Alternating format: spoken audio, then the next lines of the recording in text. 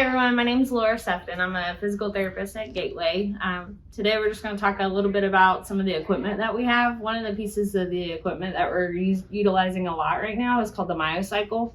What that is the functional electrical stimulation unit. So a patient is able to move at a constant speed. It's isokinetic. Their feet will be placed in these pedals here.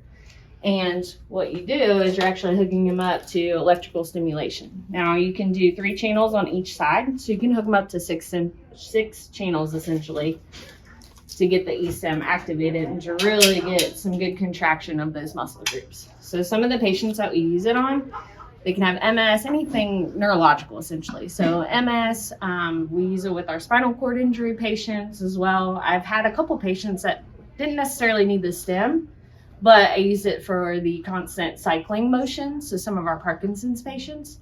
And then what you do after you have them on it, then you're gonna kind of introducing them to the treatment. So get them on the e-stim, get those muscle groups firing, and then you're doing functional activities, strengthening, walking, that sort of thing.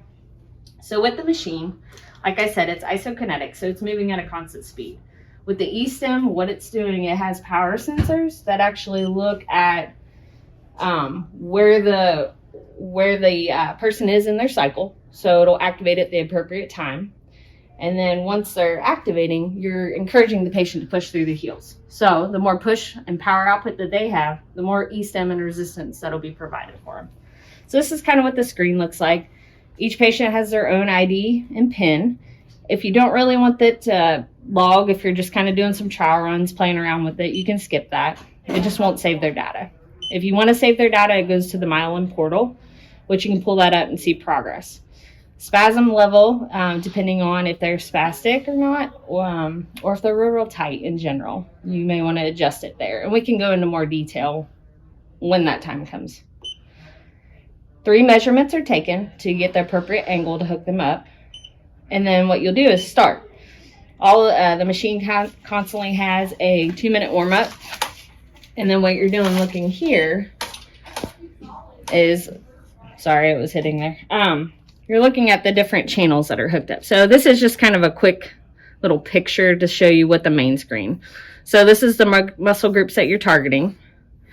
This is the symmetry. So this is how their legs are working. So if you have somebody that's hemiparetic, what you're looking at here, you can cue them, push through that right side.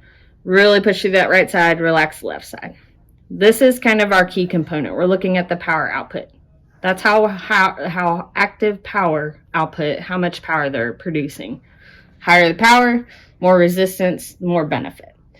These are your stimulation channels, so you can increase the resistance just like you would with e-stim. Workout duration, distance, you can stop it and adjust as needed. So then, like I said, after you get done with that, then you're going to go into your treatment. Typically during the clinic hours, we usually do 10 to 15 minutes at a time, so you can still maximize other treatment modalities as well. Thank you.